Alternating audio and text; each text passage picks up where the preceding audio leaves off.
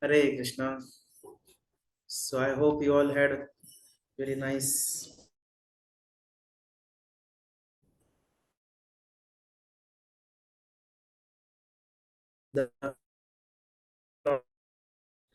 the Prabhupada, he embarked for going to America. This is, I think, the only person who's going to America is being celebrated or is mentioned as an event. The date is and all. Because he did not go to America for his own purpose, he went for Krishna's purpose. So just like here we see in Bhagavad Gita, Krishna is telling Arjun to fight for not for his own purpose, but for Krishna's purpose, for Krishna, for the sake of mission of Krishna. Similarly, Srila Prabhupada also, uh, he also went, although there was such an inconvenience, and we can at least, even on the physical level, we can even admire the courage of Srila Prabhupada, right? Hardly there is any money, and such a old age, no acquaintances. How can a person go to even to go to another city in India? Will be so much afraid. Just imagine you are going to South India. You neither know the language nor you know anybody there. How tough it would be. Of course, for South India, it's North India somewhere. So it is even within this same country, it would be difficult to take a courage to do like that. So Prabhupada's very great glory, and that's why we are getting to study this wonderful Vedic literatures like Srimad Bhagavad Gita and other literatures. So let us begin. So last time we are discussing this fourth chapter of Bhagavad Gita, Transcendental Knowledge, and we had started the section understanding karma on the platform of jnana. So how we discussed how the intricacies of karma are very difficult to understand. So symptoms of a detached worker, karma yogi, is that although he may act, but because he does not act on his own behalf, so he is free from reactions. So it is as good as inaction or karma. Why? Because his knowledge burns up all his karma phal, his reactions. And then we discussed the two stages, the stage of sadhaka and the stage of siddha. Then 24th verse onwards, we discussed how yajna in the spiritual consciousness lead to spiritual goal. And then 25th to 33rd verses, we discussed different types of sacrifices with ultimate goal as knowledge.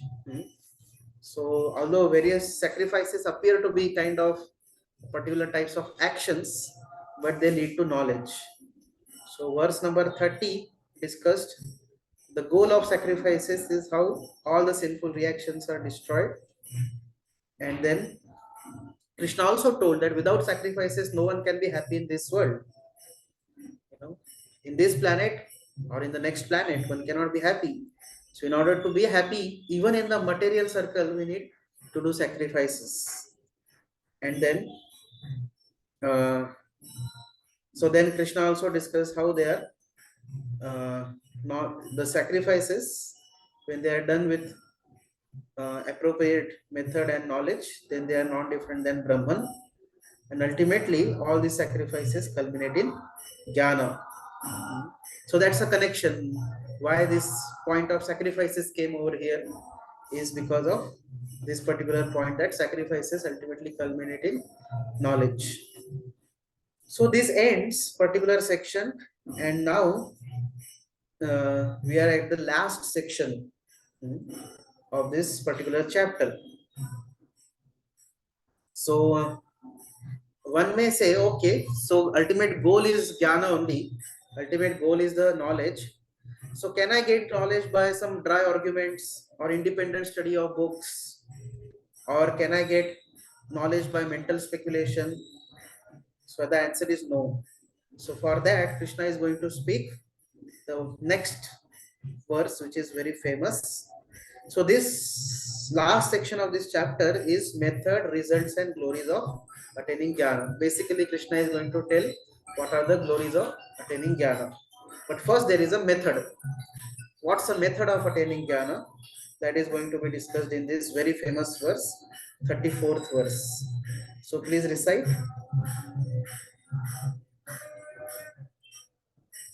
अनुपम नित्यानंद प्रभु.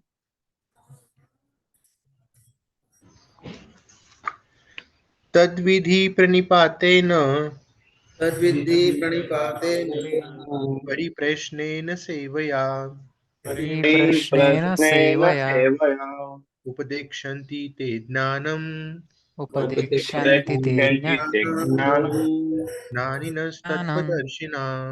ज्ञानिनः सत्त्वदर्शिनः. Translation: Just try to learn the truth by approaching a spiritual master. Inquire from him submissively and render service unto him. The self-realized souls can impart knowledge unto you because they have seen the truth. Yeah. So this is in this verse, the method or the process of attaining jnana is given. So first of all, jnana has to be attained through guru, and how? Through three things: surrender, inquiry, service. SIS formula. SIS. Surrender, inquiry, service. So this is, you all know, very very famous verse, and this is the verse which is mostly neglected in this world, because generally when it comes to any knowledge of the material circle, people are ready to accept teacher, people are ready to accept a kind of, coach. So we see that even for sports or even for any art, anywhere we require a coach. So you know this famous runner Mataji, right? PT Usha. So now she also needs a coach. She also has a coach. And when में से अरे इधर से इधर दौड़ना है, उसमें के लिए कोच क्यों चाहिए? दौड़ने का, that's it. You just run. What's a big deal about it? You try to run fast. You can increase your speed. उससे क्या कोच चाहिए? बचपन में सब लोग दौड़े, थोड़ी कोच वगैरह लिया था. But no, there is a need of coach. We may just run randomly, but there has to be, if you want to run in an Olympic game, then you need a coach. So anywhere, for any field, there is a coach required. So why not for spiritual life? Can spiritual life be the matter of somebody's speculation? Can somebody just learn it by himself? No. But unfortunately, most of the people in the world, they don't accept any coach or any bona fide teacher. And this is the verse where most of the people of the world, they are misled. And that's how they get, they remain bereft of the real knowledge. This is the one of the biggest thing. If you go in India, if you ask them about spiritual knowledge, everybody will speak something.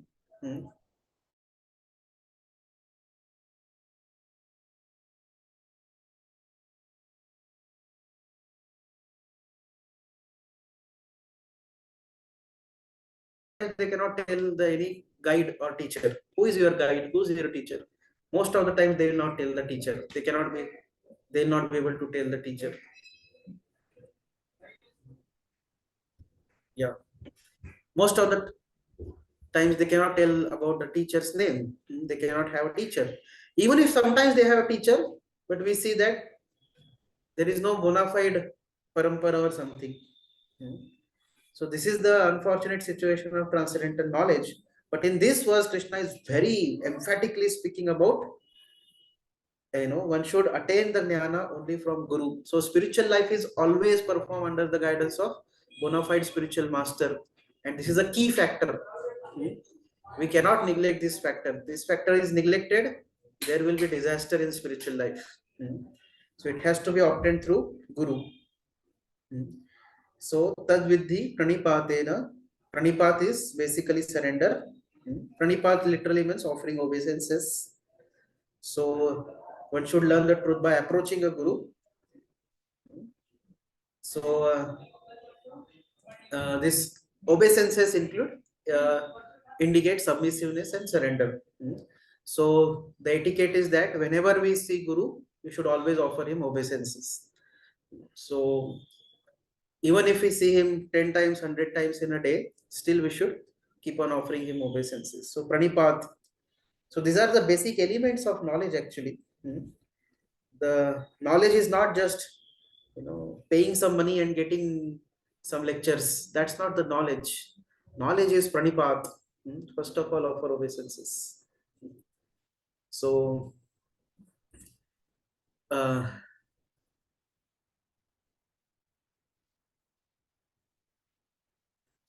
anyways, there was one story, but we don't have so much time, so I'll just go ahead. So anyways, but Shila Satsurudas Goswami Maharaj, he writes also that how when he was personal servant of Prabhupada, he would be serving Prabhupada hot chapatis. So he'd go to kitchen, get the hot chapati and serve to Prabhupada. But every time he would come, he would offer obeisances, then give chapati to Prabhupada, again offer obeisances, again go back. So this was always he would do, and Prabhupada very much appreciated that this is a way. So knowledge cannot be obtained simply by demanding. It comes by pranipad.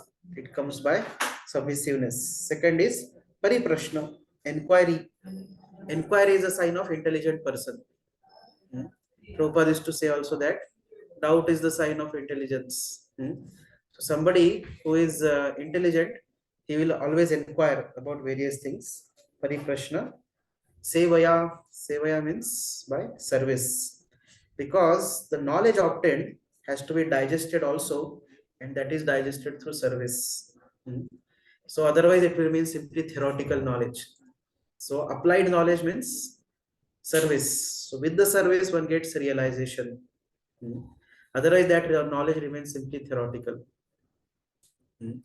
So there has to be proper seva. So in this way, when one approaches Guru in this mood, then upadekshanti te jnanam. He will give you instructions on this transcendental knowledge. Why?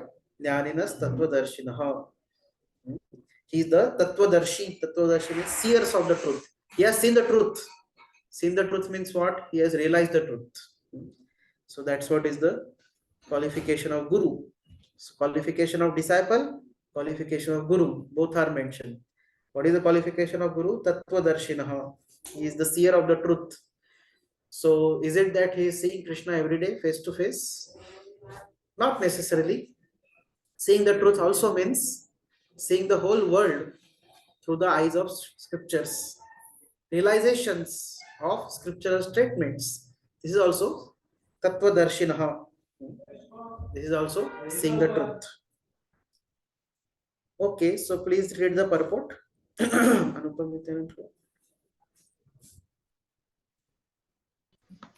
So, purport.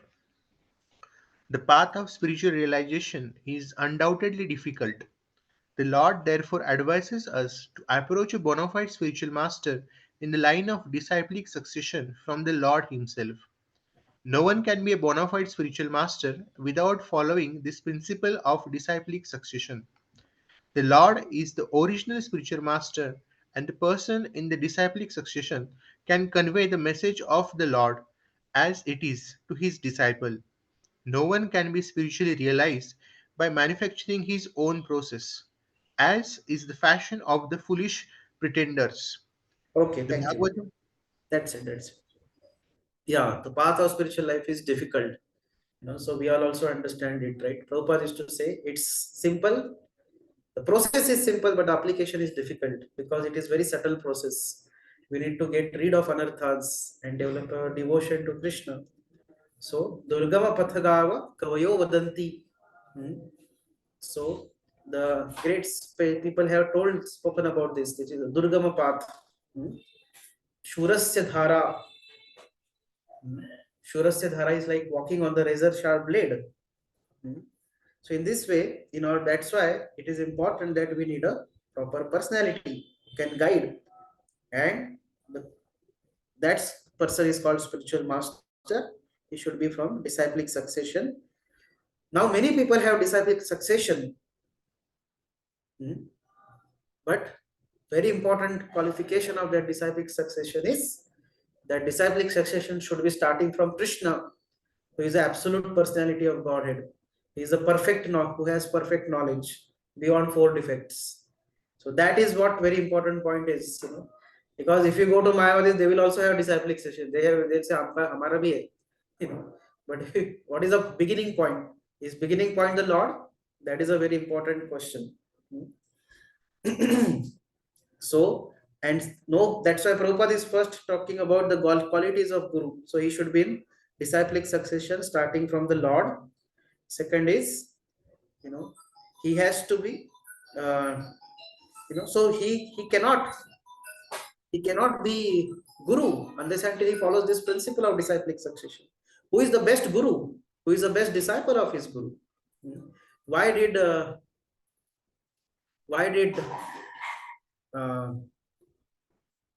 Chaitanya Mahaprabhu accepted Ishwar Puri as his Guru? Because he was such a nice disciple of his own Guru, Madhavendra Puri, isn't it?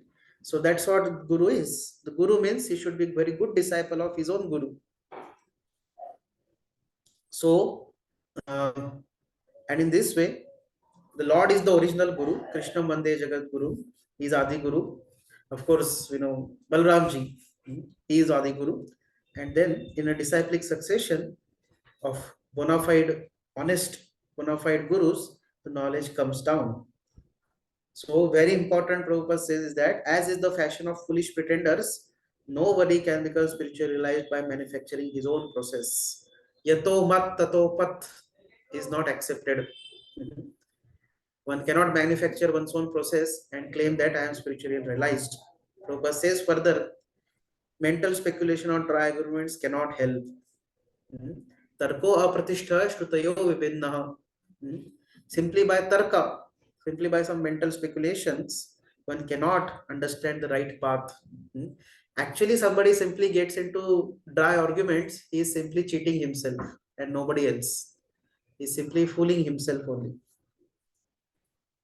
Nor by independent study of the books of knowledge can one progress in spiritual life. That's what we see also. So many books are available, even in normal our day-to-day life also, a lot of books are available. Why don't we just study? What is the need of taking admission in any college or school and accept some teachers? No, simply by study of books one cannot learn. There are certain things, concepts which are to be understood from Guru. Spiritual knowledge simply by reading Bhagavad Gita or simply by reading some books, scriptures, one cannot understand because there are many intricacies are there. That's why Guru is very important. So as Prabhupada says, such spiritual master must be accepted in full surrender. One should serve the spiritual master like menial servant without false prestige. Yes, without false prestige.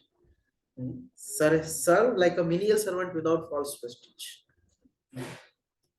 Not that because I am very rich person, so I am doing very great favor on my Guru by accepting him as Guru. Chaitanya Mahaprabhu was such a big scholar, such a great scholar. Himai Pandit, one of the best scholar nobody could defeat him.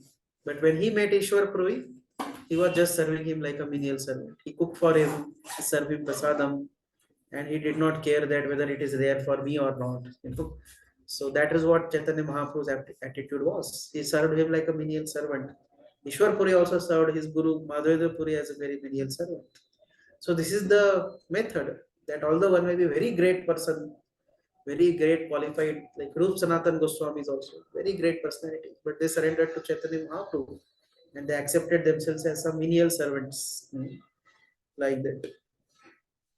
So serve without false prestige.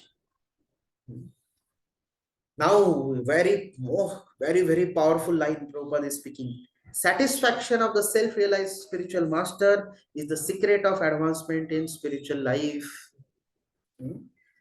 What is the secret of advancement? Satisfaction of self-realized spiritual master is the secret of advancement in spiritual life. Yasya prasadat bhagavad prasado yasya aprasada na gati kutopi. So we see that again, very illustrious Srila Ishwar Puri was such a great disciple, that he, when Madhavendra Puri in his final days, he was not able to do any activity. He was bedridden. So Ishwar Puri would clean his urine and stool, and he would apply sand. He would bathe him. He would apply sandalwood paste on his body. He would chant for him. He would sing the Krishna's glory for him. He would read Krishna's pastimes for him. And in this way, he was acting like a menial servant for months and months together. And because of this, Madhavendra Puri was very, very pleased with him.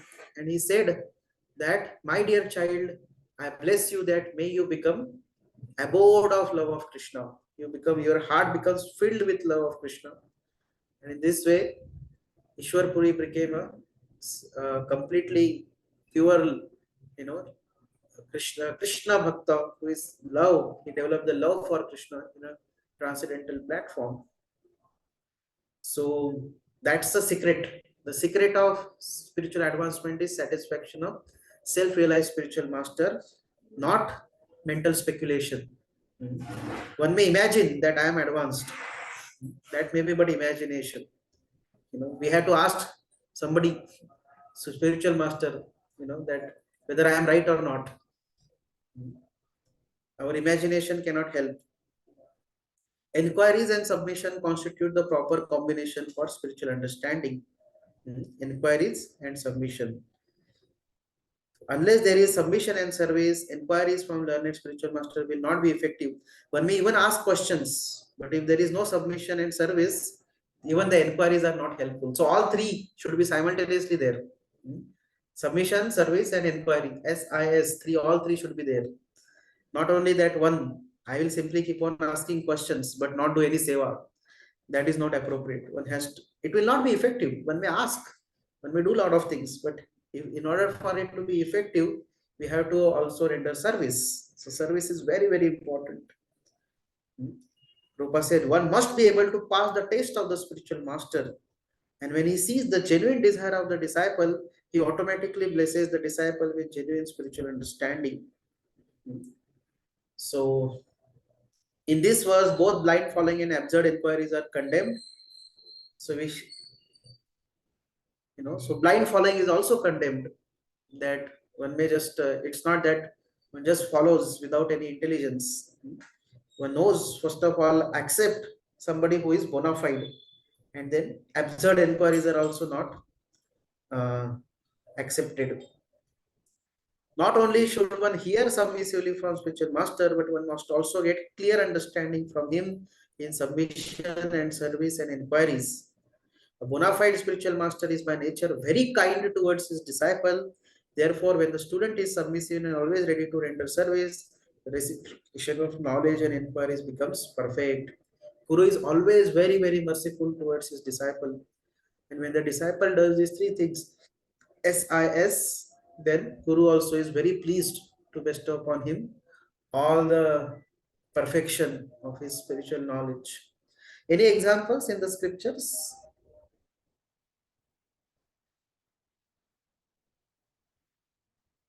Any examples from the scriptures wherein how disciple, because of his submissiveness, Guru was very pleased with him and he bestowed all the blessings.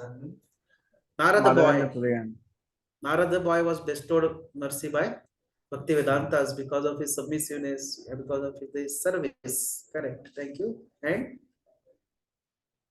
Ishwar Puri.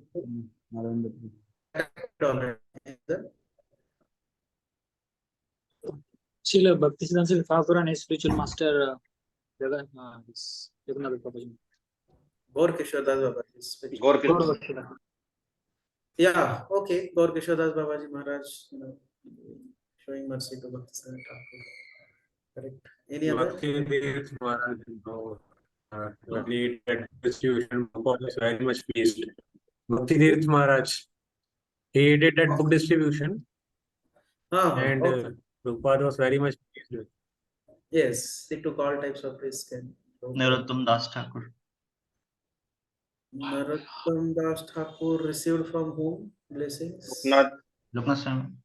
Loknath Goswami. Yeah. That pastime, particular pastime of cleaning. Yeah, menial service. One of the very good examples. He was the son of a prince, son of a king. He was a prince. Still, he was cleaning the stool and urine of Guru, and that also unknown. Not that he was telling, updating status to Guru every day. Aaj kar diya, dekh lena. Not like that. He was doing it, very this thing, amazing example. Yes, and Sabri tu Martand Musik. South Indian Brahmana. South Indian Brahmana was, whom did he render service? And whom did he His Guru admire? asked, he followed the instruction of, he served the instruction of his Okay. Guru by reading Bhagavad Gita. Okay, he followed the instruction of Guru by reading Bhagavad Gita, and that's how he got more. Yes, fine, good. Then, Guruji, Sabri Martand Rishi's disciple. Sabri. okay, Shabari also followed instruction of Matang Rishi. Hriday Chaitanya. Hriday Chaitanya by Gauridas Pandit. Haridas Pandit. Yeah. Okay, fine. Maharaj Anandalu Ramanujacharya. Okay, Anantacharya followed instruction of Ramanujacharya also. Dhruv Maharaj and Narad Muni. Dhruva Maharaj followed instruction. So there is one place in Bhagavatam it comes wherein one particular guru tells, my dear disciples, you had taken such a great trouble for me, for following my instructions. So I bless you that all the imports of Vedic knowledge always remain in your heart. Who is that? Krishna and Sandipani. Sandipani Muni blessing Krishna and Sudama. Although Krishna and Sudama Krishna doesn't require any guru's blessings or something. He is himself guru of everyone. But still, as a pastime, So Sandipani Muni was so pleased by Krishna and Krishna and Sudama. So he gave that benediction. Also, there were 3 disciples of Dhaumya Rishi, Aruni and Satyakam. Dhaumya or not Dhaumya? Aruni. Gautam Rishi. Aruni, Satyakam, and third one was. So, anyways, Aruni's pastime is what, that he was told by his guru that the fields are getting washed off because of flood. Upamanyu Prabhu. Upamanyu is third one, yeah. Upamanyu. Yeah. Dhala. So so Aruni was told by Gautam Rishi that the fields are getting washed because of rains and flood. So please try to stop the flood. So Aruni, first of all, he put his hands, he tried to put some stones. So many methods he tried, but the flood water was not stopping only. So finally Aruni lied himself only there. And when Gautam Rishi saw that, he became so pleased with him. So he also blessed him that may the whole transcendental knowledge become manifest within your heart. So in this way, we can see that this is not only a theory, but there are so many great disciples who have followed spiritual master and they have become very much blessed by spiritual master. Any other references from scriptures wherein this importance of accepting Guru is mentioned? Okay. Any verses I am talking about? Any other verses from the scriptures? Advijnanartham seva guru abhigachet. Yeah, tad vijnanartham saguru meva abhigachet. Samit pani shrotriyam. Any other?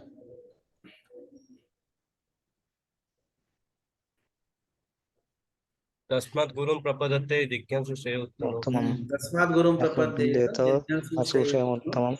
Nashne Pareta Abde Nishnatam. Parecha Nishnatam. Natam. Brahmani Upashamash. Yeah. Any other? Guru Krishna Prasade Pai Bhakti Lata. Correct. Bhakti Lata. Brahmana Pramite Kauna Bhagyavan Ji.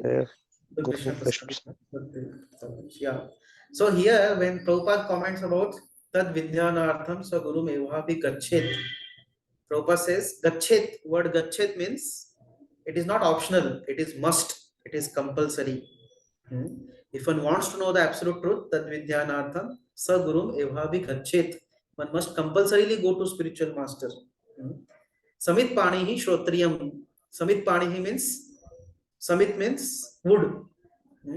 Pani means in hands. One should go to Guru with wood in the hands. So in the traditional time, they would carry the firewood for sacrifices as well as for cooking. So nowadays, but that indicates service basically. Samit Panihi, render service. Shrotriyam, become, very submissively hear from spiritual master. And Brahmanishtam. Why? Because Guru is, such a Guru person is Brahmanishtam. He is situated in absolute truth. So Srila Prabhupada also is the one of the best examples of such disciple who uh, who followed the instructions of his Guru. And that's what today's day, in following that instruction, Prabhupada undertook such a great difficult task. But because Prabhupada tried to follow the instructions of Guru, he attained such a great success, and he was glorified everywhere. So when Bhakti Siddhanta Thakur, one thing he noted about Srila Prabhupada was that he likes to hear and he doesn't go away. So he was very, so Prabhupada would say that sometimes I could understand what he's saying, sometimes I could not understand. But it was my hobby to hear from my Guru Maharaj. So that was a special qualification which endowed Prabhupada. Because of that, Prabhupada became so glorious and so successful. So, okay. Yeah. So Srila Baladev Devbhushan in this regard, he comments that one result of knowledge is when no longer falls into illusion. Yeah. So that will be next explained in the next verse. Even Srila Rupa Goswami, he speaks about, when he speaks about 64 principles of devotional service, he says, Ado Guru Padashaya. First of all, take shelter of bona fide spiritual. In fact, first 4 principles you will learn in future in NOD is about Guru only.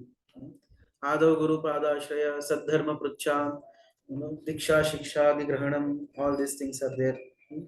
So first item of devotional service is Guru Padashraya. Okay, so please recite 35th verse. Arjun Sarthi Prabhu.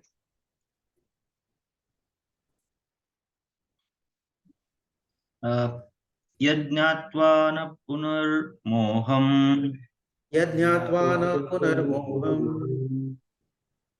एवं यास्यसि पाण्डवा एवं यास्यसि पाण्डव येन भूतान्यशेषाणि येन भूतान्यशेषाणि द्रक्ष्यस्यात्मन्यथो मयि द्रक्ष्यस्यात्मन्यथो मयि.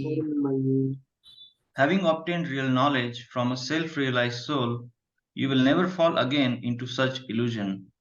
For by this knowledge you will see that all living beings are but part of the Supreme, or, in other words, that they are mine. Yes.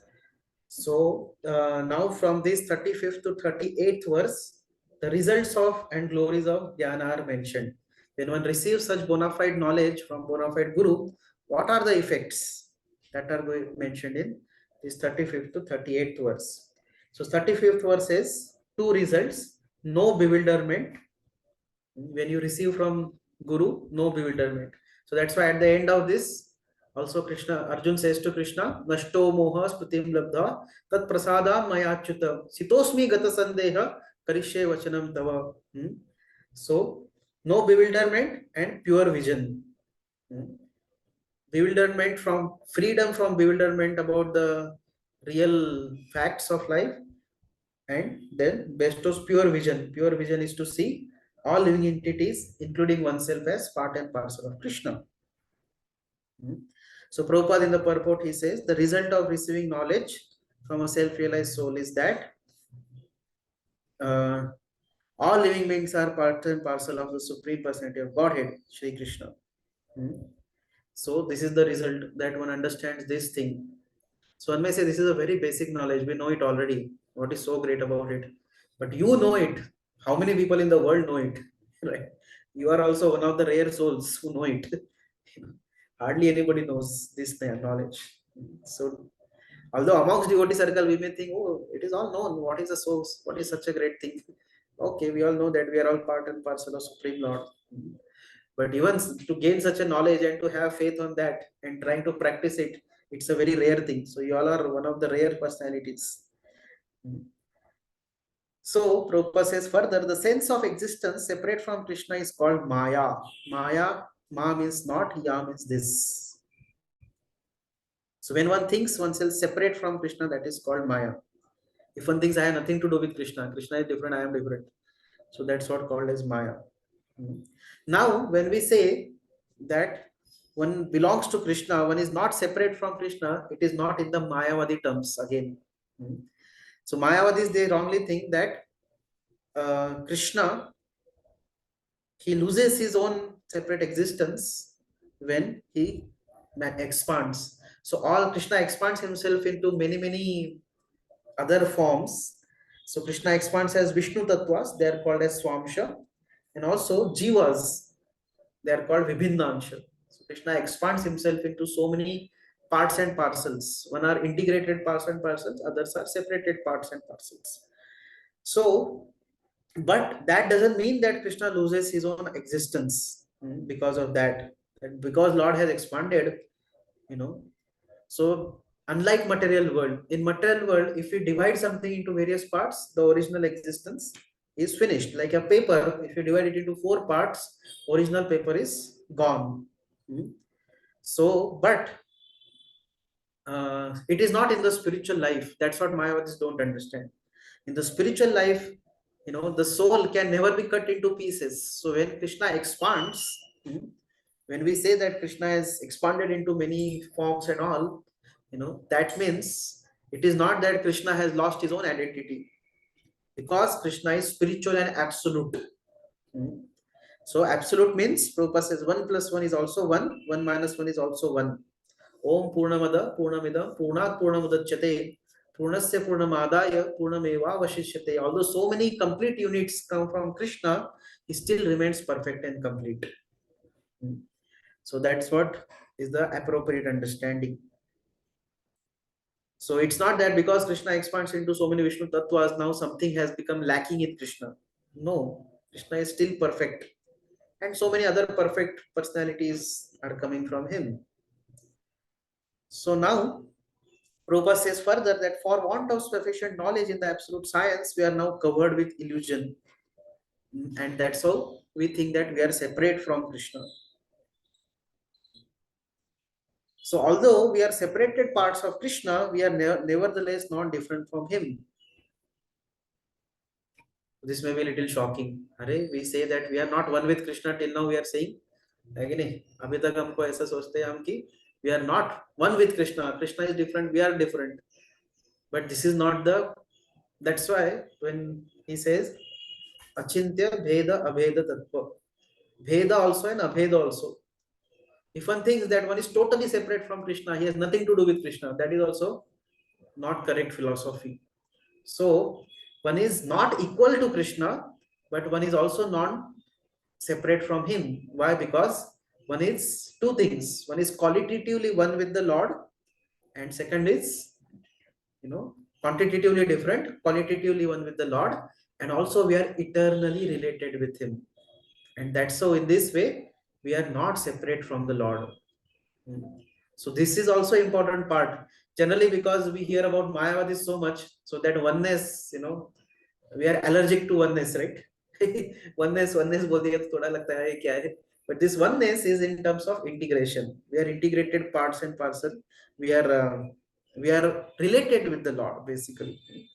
So Prabhupada says the bodily difference of this living entity is simply Maya. It's not actual fact. Although one may possess different types of body, but these are all Maya. Originally, all our purpose is to serve Krishna and to satisfy Krishna. So Prabhupada says further, by Maya alone, Arjun thought that the temporary bodily relationship with his kinsman was more important than his eternal spiritual relationship with Krishna. So all devotees as sadhakas, we should also have this thought that what am I doing for my relationship with Krishna, because that's our eternal relationship. So what am I doing in that regards? The whole teachings of Gita is targeted towards this end, that a living being, a Krishna's eternal servitor, cannot be separated from Krishna, and his sense of being and identity apart from Krishna is called Maya. If one thinks I am separate from Krishna, I am away from Krishna, I can be independent of Krishna. So that is what is called as Maya. The living entities as separate parts and parcels of the Supreme have a purpose to fulfill. All of us being parts and parcel of the Lord, we have a particular purpose to fulfill. What is that purpose? The purpose is to give Krishna enjoyment, is to give service to Krishna. Having forgotten that purpose since time immemorial, they are situated in different bodies such as men, animals, demigods, etc. Such bodily differences arise from forgetfulness of the transcendental service of the Lord. But when one is engaged in the transcendental service through Krishna consciousness, one becomes at once liberated from this illusion.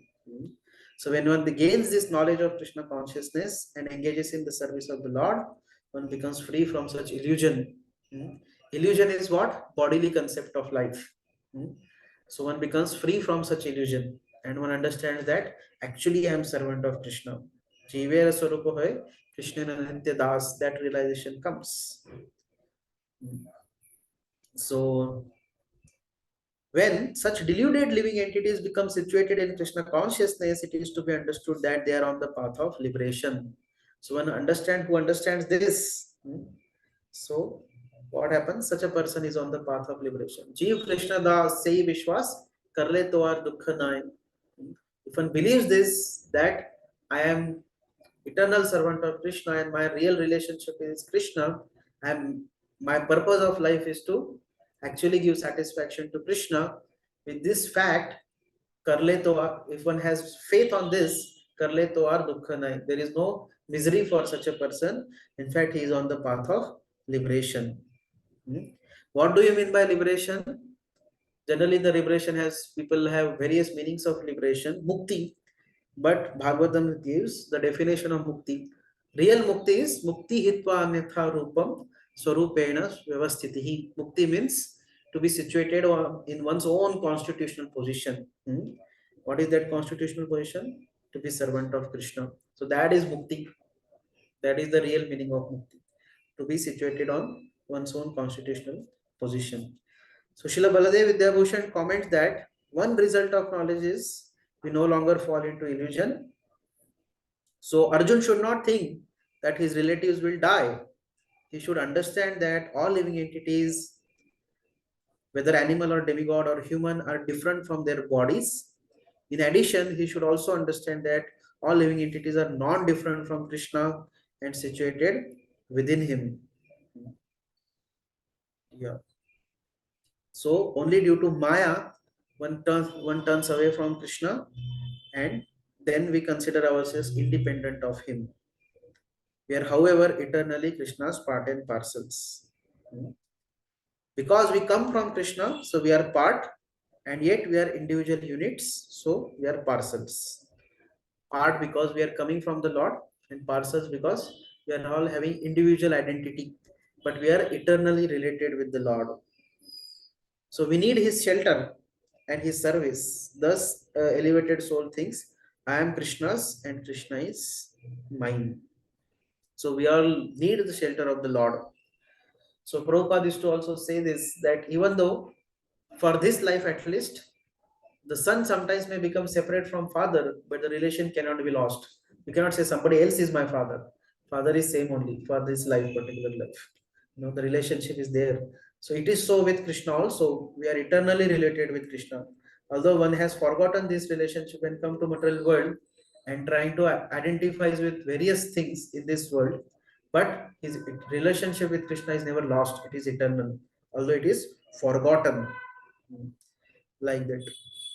Now the next verse is describing another fruit of transcendental knowledge, that is to go beyond sin. So please recite 36th verse.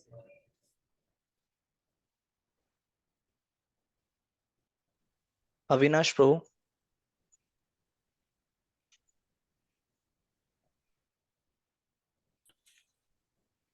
अपि चेदसि पापेभ्यः सर्वेभ्यः No, we'll repeat after you.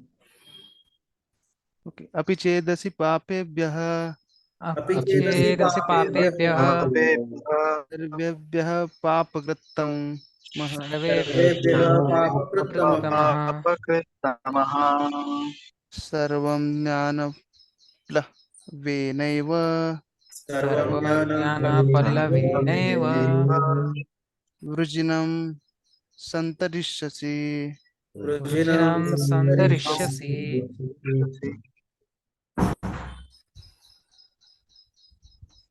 Even if you are considered to be the most sinful of all sinners, when you are situated in the boat of transcendental knowledge, you will be able to cross over the ocean of miseries.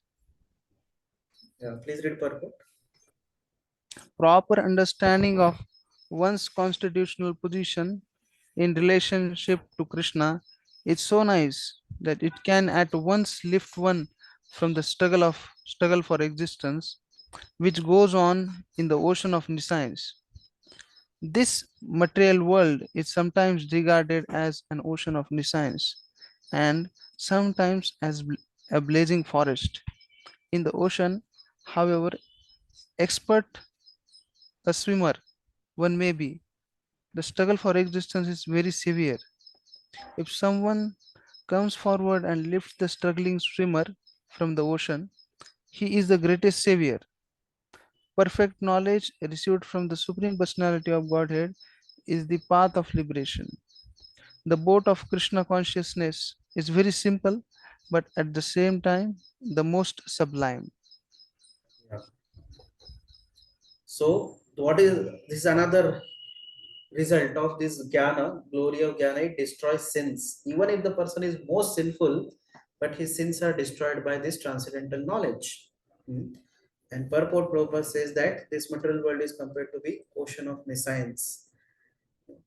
So I think some of you may be swimmers also, right? You may be knowing swimming. So now, when you are swimming in the river, it is relatively easier, but it is not so easy to swim in the ocean, even though one may be expert swimmer. So we see that some people they cross this British Channel and they get a lot of awards because little ocean part they cross from one end to another end, and they get a lot of awards, right, for crossing British Channel by swimming. So, but because swimming after all in the ocean is not so easy, so material world is also considered to be like ocean, and to swim across this material ocean, our samudra is very tough. The way, that's why to cross this Bhava Samudra is not through swimming, not through one's own material adjustments, but is through the boat, the solid transcendental boat of transcendental knowledge. So, with that transcendental knowledge, one can overcome the severe struggle for existence which goes on in this world. In the ocean, if you are swimming, it's a very severe struggle actually. I don't know whether anybody of you have experience. In fact, like when you go to ocean beach, like Jagannath Puri Ocean Beach, even to take bath in the ocean is a severe struggle. What to speak of swimming across it? That's something very far. If we just want to take some three waves of bath, that itself is a big struggle there, right? So similarly, in material existence, there are a lot of struggle for existence for every living entity. But if somebody takes the boat, shelter of the boat of transcendental knowledge, then he can cross over this struggle. Hmm. So even though somebody may be very expert swimmer, he cannot cross across the ocean. There is no such uh, chance. Can one come across Indian Ocean from one end to another end? Can one go by swimming or across Atlantic Ocean or Pacific Ocean? It's not possible to cross, even though somebody may be very expert swimmer. Similarly, somebody who may be very skilled and talented in material world, still he cannot overcome the struggles of existence. Even the most talented and most skilled, most expert person of this material world cannot overcome the struggles of material existence. So that's why the only solution is transcendental knowledge. And who gives this transcendental knowledge? He is the greatest savior. Yahar prasade bhai ए भव तोरिया जाय कृष्ण प्राप्ति हो जहाँ होइते श्री गुरु चरण पद्म केवल भक्ति सद्म बंदो मुई सावधान मते So we know from this song, right? Yahara prasade by the mercy of such a bona fide acharya, one can cross over this ocean. Ek bhavatoriya jai, you can cross over the ocean of material existence. So that's how Prabhupada says this boat of Krishna consciousness is very simple, at the same time most sublime, because it gives highest results, which are impossible for by any other method to cross over the material existence. So we see in the first chapter, Arjuna was fearing that I may incur sin, and in this way I may suffer by fighting. But here Krishna tells that the cure is transcendental knowledge, not fleeing the battlefield. He should not, run away from the battlefield. Better gain transcendental knowledge, and in that transcendental knowledge, perform your act. So that's why the words apichet, even if are used, when they are used, when one accepts the occurrence of an unlikely or apparently self-contradictory event. So, as Srila Vishwanath Thakur says, if someone is acting so sinfully, how can his heart become purified? And without such purification, how can he develop the knowledge? And if he has developed knowledge, how can he act with such impropriety? So that's why Krishna uses this word apichet, that even though one may be very sinful person, still the transcendental knowledge is so nice that it can purify such a person also. So there is no problem even if one is a very, very sinful man, but if he gains the transcendental knowledge and tries to stick to it, one will be thoroughly purified. And the next verse, Krishna is going to emphasize it further. Please recite 37th verse. Sekhar Prabhu. Yathedhamsi samidhognir Yathedhamsi samidhognir Yatetham samdhopi. Bhasmasat kurute Arjuna Bhasmasat kurute Arjuna Bhasmasat kurute Arjuna. Jnanagnihi sarvakarmani Jnanagnihi sarvakarmani Jnana sarvakarmani. Bhasmasat kurute tatha. Bhasmasat kurute tatha. Bhasmasat kurute tatha. Translation: as a blazing fire turns firewood to ashes, O Arjuna, so does the fire of knowledge burn to ashes all reactions to material activities. Yes. So this verse is telling how this, even though person may be very sinful, but we have one who is enlightened in transcendental knowledge. That transcendental knowledge acts like a blazing fire. It burns all the sinful reactions, all the reactions in general. So Jnanagni, the fire of knowledge, burns to ashes all reactions of material activities, even piety also, not only sinful, but even pious activities. That's what Prabhupada says in the purport. Perfect knowledge of the self and super self and their relationship is compared here into fire. This fire not only burns up all reactions to impious activities, but also all reactions to pious activities, turning them to ashes. Because even the pious activities bind one to this material world, and one has to take again and again birth to enjoy the results of pious activities. So transcendental knowledge, that's why burns even the pious activity also. And at the end, Prabhupada is quoting Brihadaranyaka Upanishad. It is stated, Ubhe uhai vaisha ete tarati amrutah sadhu asadhuni. One overcomes both pious and impious reactions of work. So Srila Vishwanath Thakur, he comments, Krishna says, for one whose heart has become purified, I completely destroy whatever karma has already been generated with the exception of his prarabdha karma. Prarabdha karma is not destroyed. It will go over the period of time. Transcendental knowledge thus destroys all reactions, both pious and sinful. All that is except prarabdha karma or mature reaction, such as present material body. Because material body is also reaction, but it is a prarabdha karma, which the reaction which we are experiencing now, so that is not destroyed. It's not that as soon as one gets transcendental body, one gets transcendental knowledge, one can just give up the body. The body is destroyed immediately in the fire of knowledge. No, that doesn't happen. So the prarabdha karma one has to undergo, but the further future reactions are destroyed. To some degree, certain prarabdha karma is also changed. So that comes in nectar of devotion. You will study that more details when you will study nectar of devotion. Okay, 38th verse, please recite. Darshan Prabhu. Yes, Prabhuji. Nahi jnanena sadrusham Nahi jnanena sadrusham pavitra miha vidyate pavitra tat swayam yoga sansiddhim siddha tatsvayam yoga samsiddhah कालेनात्मनि विन्दति. kale काले काले आत्मनि नात्मनि विन्दति विन्दति. Translation: In this world, there is nothing so sublime and pure as transcendental knowledge.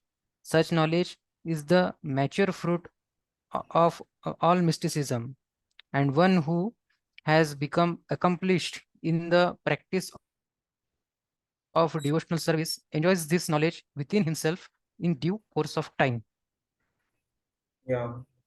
So he is saying that yoga samsiddha, in due course of time, a person who has performs nishkama karma yoga, what happens?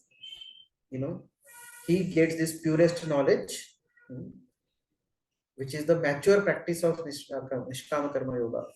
If one practices nishkama karma yoga maturely, then in due course of time, he is enlightened with this knowledge, which is purest of all, pavitram. So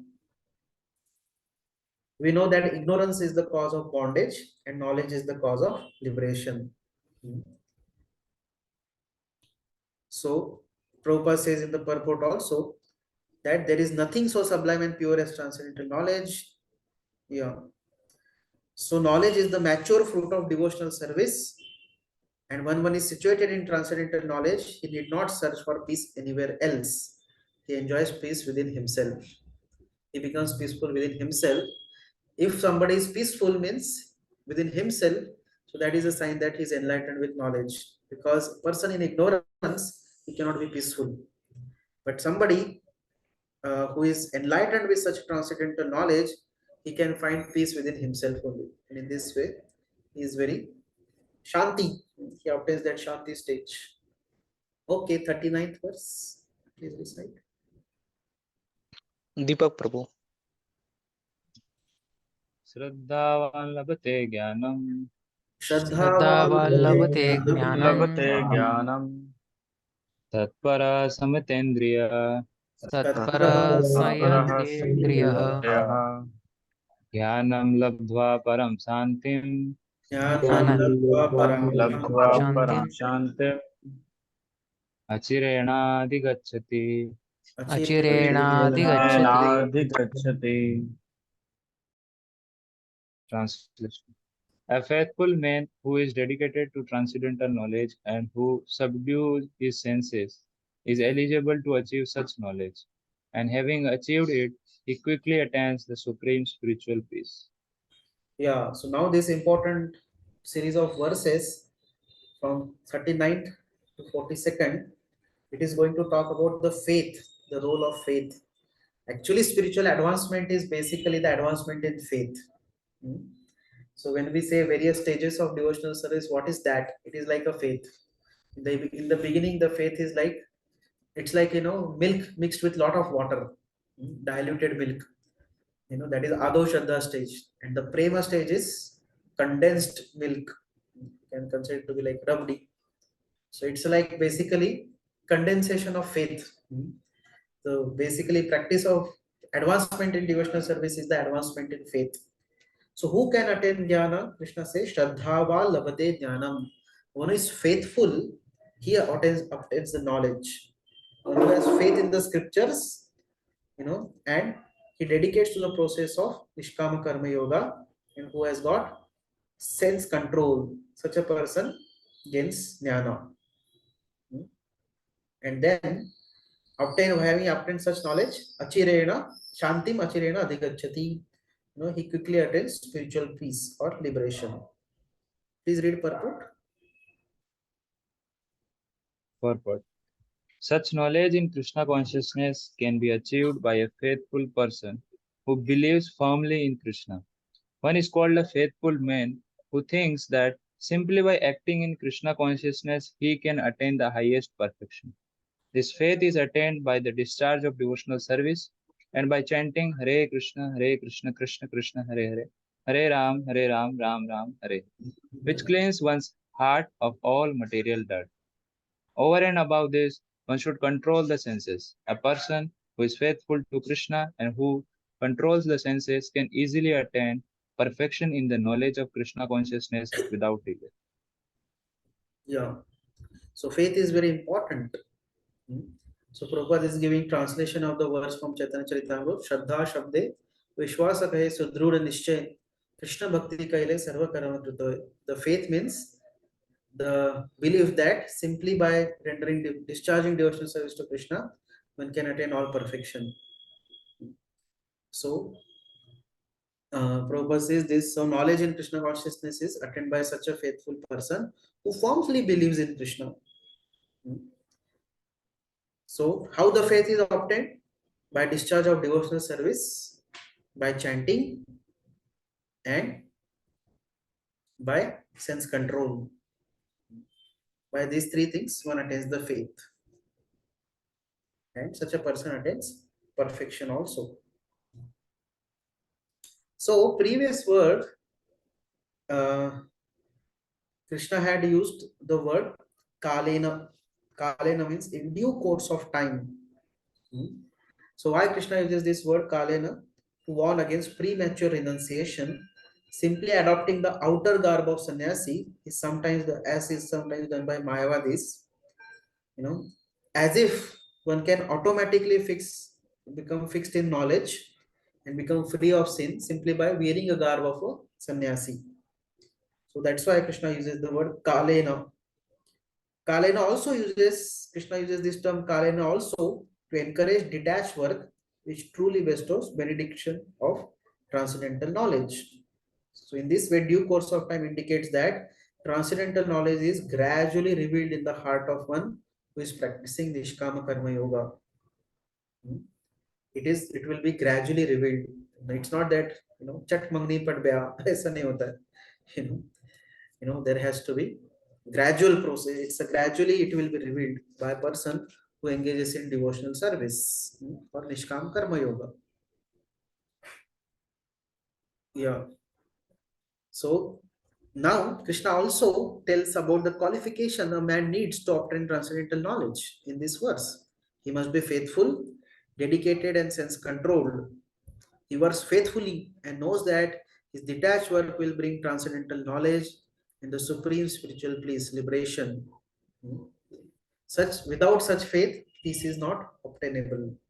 So, okay, please recite verse number 40. धैर्यवान राम प्रभु. अज्ञास श्रद्धानश्च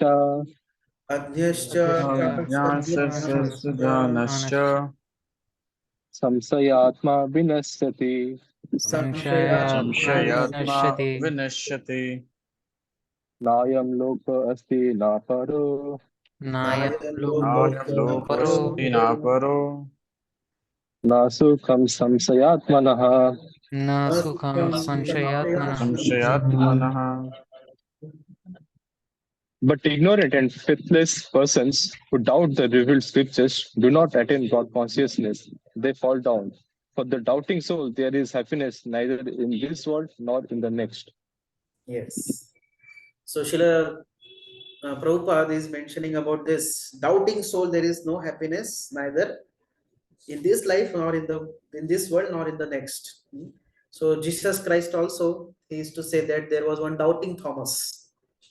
He always was having doubt. He was always doubting. He was not faithful. So Jesus said he will not attain perfection. Why? Because he was not having faith. He was a doubting Thomas. So purport. So this verse is telling about who cannot attain jnana. Adhyascha.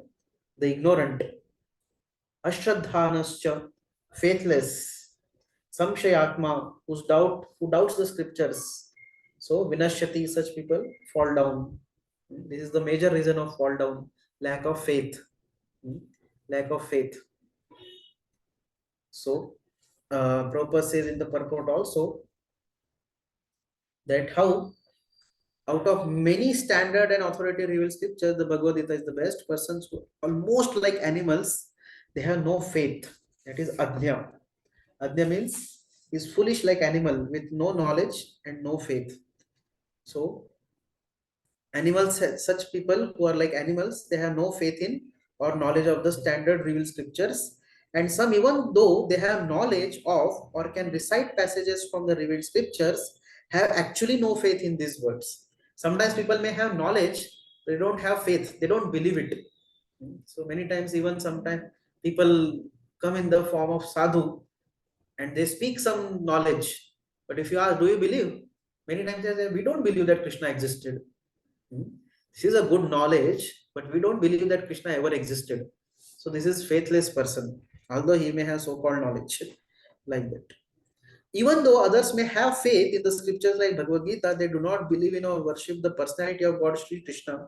Sometimes they have faith in the scriptures, but they don't have faith in Krishna. Neither they want to follow the instructions of Krishna. So they may say, oh, Bhagavad Gita is good. We believe in the principles of Bhagavad Gita, but we don't believe Krishna. So this type of people, you also may know some examples in the history there are there. So even the Hiranyakashipu was speaking a very great philosophy. Even Kamsa speak a big philosophy to Devaki and Vasudev, isn't it? So sometimes they have faith also in the scriptural statements, but they don't believe in the Supreme Lord. So such persons cannot have any standing in Krishna consciousness. They fall down. So just knowing a lot of philosophy is not considered to be qualification of being a devotee, because even Ravana and Hiranyakashipu, they also need a lot of philosophy. But do they believe in Krishna? That is a main factor. Prabhupada says, out of all above mentioned persons, those who have no faith and are always doubtful make no progress at all. Men without faith in God and His revealed word find no good in this world nor in the next. For them, there is no happiness whatsoever. One should therefore follow the principles of revealed scriptures with faith and thereby be raised to the platform of knowledge. So that's what Prabhupada is saying, that better one faithfully studies revealed scriptures, puts faith on their bona fide spiritual master, and in this way be elevated to the platform of knowledge. That is a way for happiness and perfection also. Yeah. So three categories. Adnya is foolish like animals who have no knowledge, neither faith. Ashraddhana, faithless, has knowledge of the scriptures, but having seen the mutual disagreements of proponents of various theories, he has no trust in any one of them. He has some knowledge of the scriptures, but he doesn't believe on any of the scriptures. That is Ashraddhana, faithless. Samshayatma, the doubter, has both knowledge and faith, but is doubtful whether the process will be effective for him. Like that. So this is third category. So Krishna says all these three type of people, they vinashyati, they fall down, they cannot attain jnana. Okay, so please recite 41st verse. Gautam Prabhu.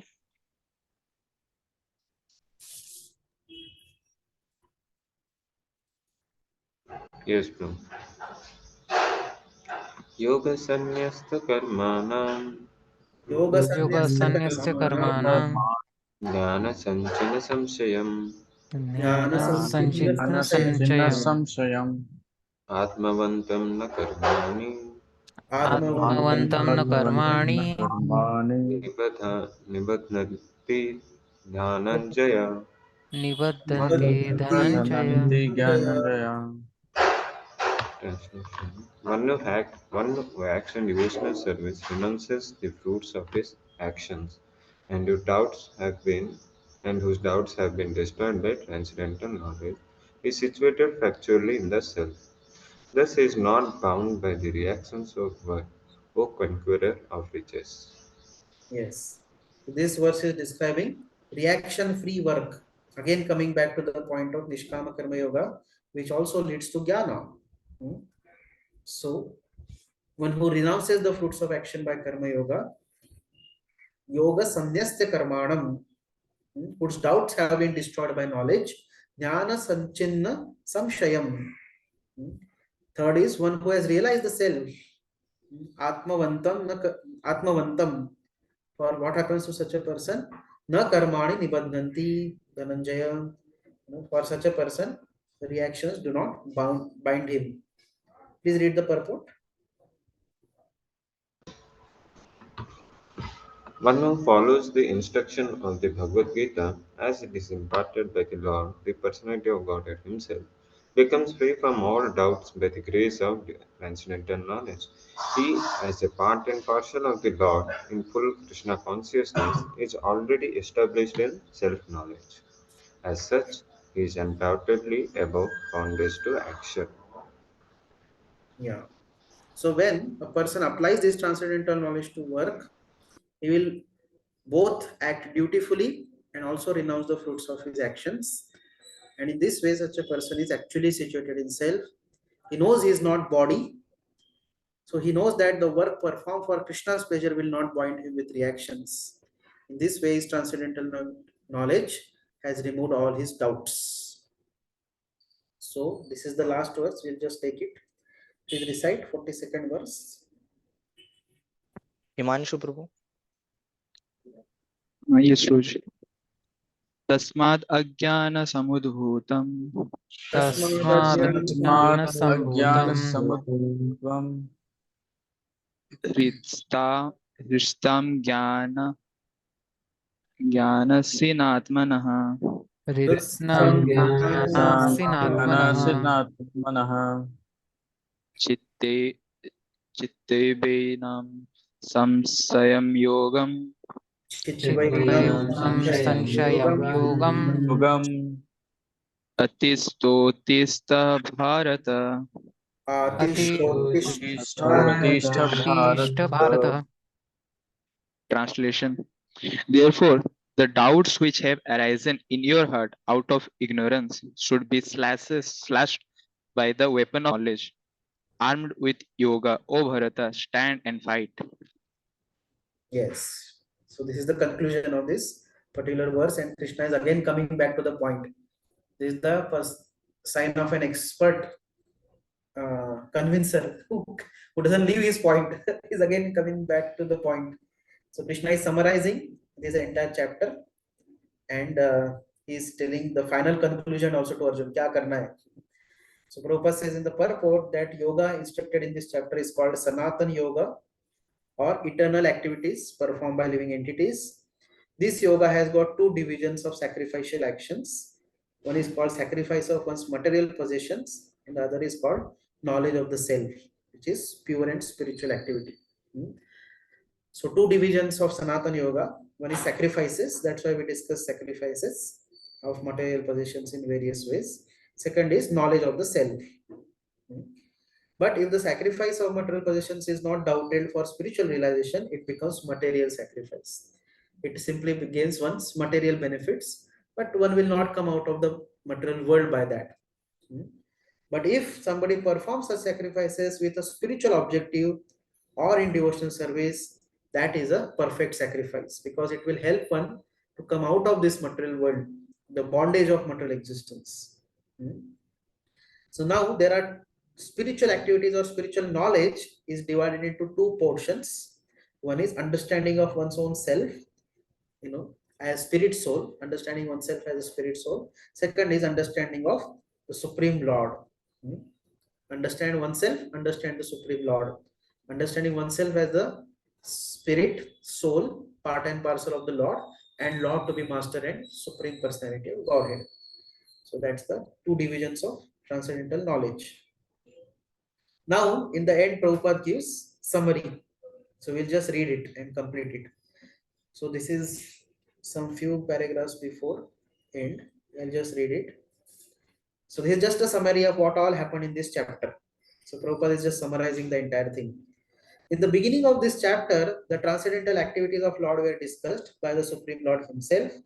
One who does not understand the instructions of Gita is faithless and is to be considered to be misusing fragmental independence awarded to him by the Lord. In spite of such instructions, one who does not understand the real nature of Lord as the eternal, blissful, all-knowing personality of Godhead is certainly fool number one. Ignorance can be removed by gradual acceptance of the principles of Krishna consciousness. Krishna consciousness is awakened by different types of sacrifices to the demigod, sacrifice to human, sacrifice to Brahman, sacrifice in celibacy, in household life, in controlling the senses, in practicing mystic yoga, in penance, in foregoing material possessions, in studying the Vedas, and in partaking of the social institution called Varnashrama Dharma. So if one accepts these principles of Krishna consciousness, with these various sacrifices, that way ignorance can be removed.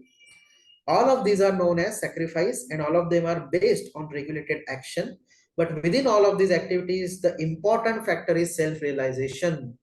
One who seeks that objective is the real student of Bhagavad Gita. But one who doubts the authority of Krishna falls back. One is therefore advised to study Bhagavad Gita or any other scripture under a bona fide spiritual master with service and surrender.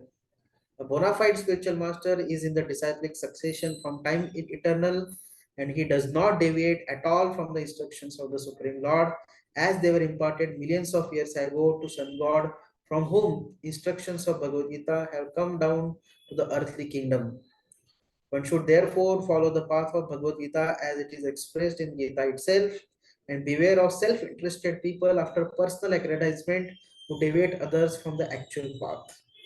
The Lord is definitely the Supreme Person and his activities are transcendental. One who understands this is a liberated person from the very beginning of his study of Bhagavad Gita. Thus end the Bhaktivedanta purports to the fourth chapter of Srimad Bhagavad Gita in the matter of transcendental knowledge. So, final message is rise and fight. He has given. So we completed our fourth chapter here.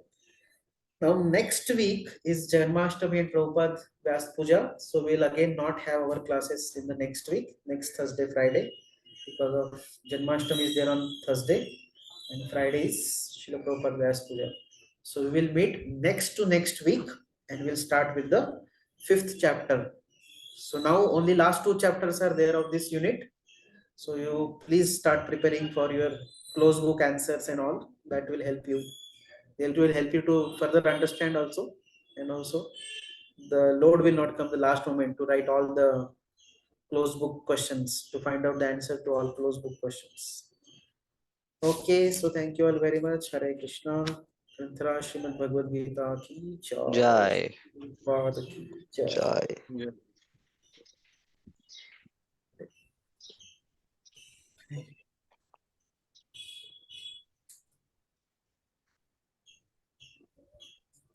Thank you, Prabhuji. Thank you. Roji, can I have one question? Yes. Roji, just curiosity. What is the position of the soul and super soul? Like in Bhagavad Gita, there are statements like we are soul, Krishna, and we are self, and Krishna is super self. Super soul is super self, and super soul is also called as soul of the soul. Just like I am the soul, but my soul is super soul. So, like I wanted to know, like super soul and soul are like in Marathi we can say एकमेकाच्या आजूबाजूला आहेत का super soul is inside soul. Not exactly inside, because for a spirit soul there is nothing inside outside. So here when you say that soul, super soul is the soul of the soul, doesn't mean that super soul is inside the soul. It's not necessarily like that. So for example, we may say that so and so person is in my heart. For example, if we say that Srila Prabhupada is in my heart, that doesn't mean that Prabhupada is physically sitting in my heart. That means what? I have got such a deep attachment to Srila Prabhupada and such a deep relationship with Srila Prabhupada, so that I am always more or less my consciousness is filled with Prabhupada. That's what it says, that Prabhupada is in my heart. That doesn't mean that Prabhupada physically sitting within our heart. So same way, when Krishna is the soul of the soul, doesn't mean that Krishna is necessarily sitting inside the soul only. Because the body and soul are different here in the material world. So that's why Krishna sits inside this body. It is like a machine. This body is like a machine, and in the machine there are two people sitting. One is soul and one is super soul. So like that. So soul and super soul are sitting next to each other in the material body. But in the spiritual world, because there is no difference between body and the soul is same only, because that's a spiritual body. The soul is always having various reciprocations with Krishna. It is not that necessarily Krishna has to sit within the soul. He is sitting within the body because body is like a machine. And in that, in the material world, he sits within the machine. All right? Okay. Thank you, Guruji. Hare Krishna, Guruji. Yes. I have a doubt. Yesterday we took that verse of 4.34, na? Tadvidin pradipatena pariprishnena seve. So in fact, when it is saying about surrendering to Guru, so it is Guru or Guru means it is one person or personalities, many gurus. Guru is Apart one from only. Diksha Guru or Shiksha The Guru is one. There Yeah, are not so many gurus. There is one Guru. So Balram is Adi Guru. So he is one Guru. Now same Guru manifests through Diksha Gurus, Shiksha Gurus, Pathapradarshak Gurus, and different types of Gurus. But Guru is one. So when we say surrender unto Guru, surrender means unto Guru means surrendering to the principles given by Guru. And they may come through various teachings, various teachers, maybe by giving that particular knowledge or the original teachings of the Lord.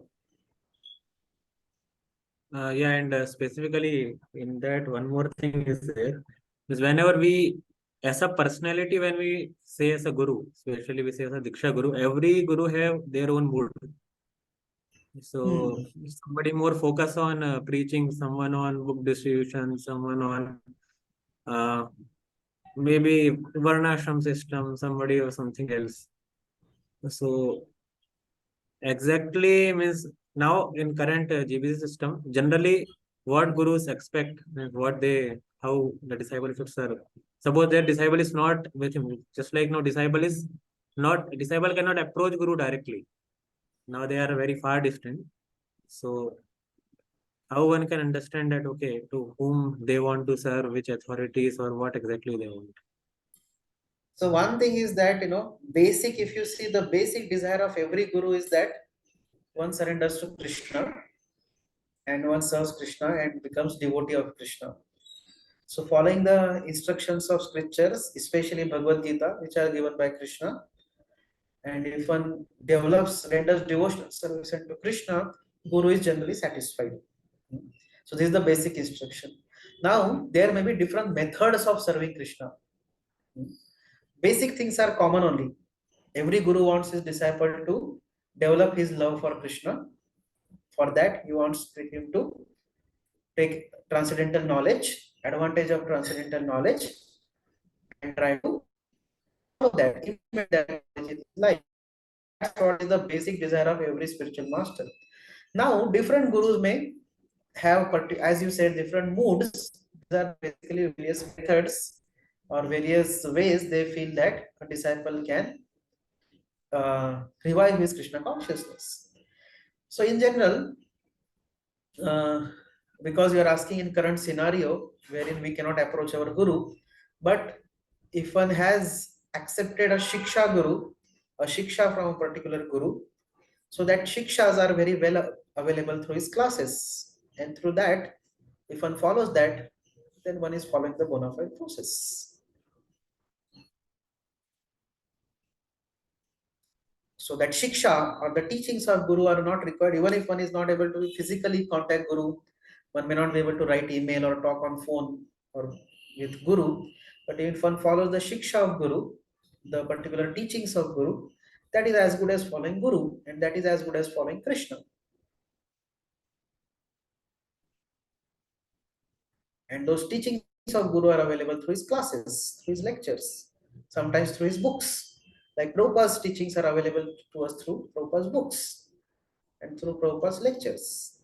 So if one follows them, one hears them, listens to them, and follows them, that means one is following Prabhupada.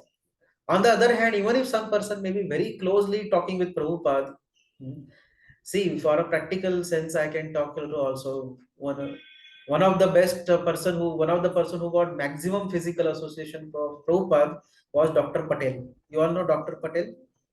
You know, there are famous morning walks of Prabhupada on Juhu Beach of Dr. Patel. So he got to inquire so many things from Prabhupada personally. But did he become the follower of Prabhupada? Certainly he was fortunate and he must have got some benefit of Prabhupada's association. He must have got great benefit. But the actual benefit of Prabhupada's association was begotten by the devotees who took his teachings very seriously. And some of them are his grand disciples who never saw Prabhupada. But they are his grand disciples, but they are following very faithfully Prabhupada's teachings, and in this way they are getting. So just to inquire from Guru personally is not the only thing. That may be fortune of some people. Okay, that's fine. But majority of the people are not, in that category. They may not be able to inquire from Guru personally so much. But if they follow the teachings faithfully, then they attain the perfection. Otherwise, how grand disciples and great grand disciples and future generations of ISKCON, how they are going to attain perfection. No, Prabhupada is not a mundane person. It's a Prabhupada is present through his teachings. So there were people who were associating with Prabhupada physically so much. One of the person who got very great association in the beginning days also is Allen Ginsberg. But do we think that he is a perfect man because he got to inquire a lot of things from Prabhupada and he helped Prabhupada in the beginning days? No, he just came, he had some association with Prabhupada. Undoubtedly, he must have got a lot of benefit from that. At the same time, the specific benefit, what we are talking about is the perfection of life that is available through teachings. So those who take teachings of the Guru very seriously, they are the ones who attain the perfection, and that is a real association of Guru. They attain this actual benefit. So one may click photos and upload them on the social media for the sake of getting some publicity. That's fine, but that doesn't mean he's an intimate disciple or something, or he's a person who has understood Guru and he's following Guru or something. Uska kuch sambandh nahi hai. There are devotees who may not have even single photo with their Guru, but that doesn't mean that he has no standing in Krishna consciousness. So that's why this is, one has to come out of this kind of, thinking that only by physically being with the Guru is the only way to attain perfection or something. The teachings of Guru are available, like Prabhupada's teachings are available through Bhagavad Gita, through various literatures, through his classes. Whoever faithfully follows them, they'll attain perfection. Whether they were physically in touch with Prabhupada or they are not physically in touch with Prabhupada. And same thing applies to Guru also. Even if whether one is physically in touch with Guru or one is not physically in touch with Guru, if one follows the teachings of Guru very faithfully, he'll attain perfection. Yeah. Thank you so much, Guruji. Hare Krishna. Hare Krishna. Thank you, Prabhu. Very cool. So we'll stop. Thanks, Prabhu.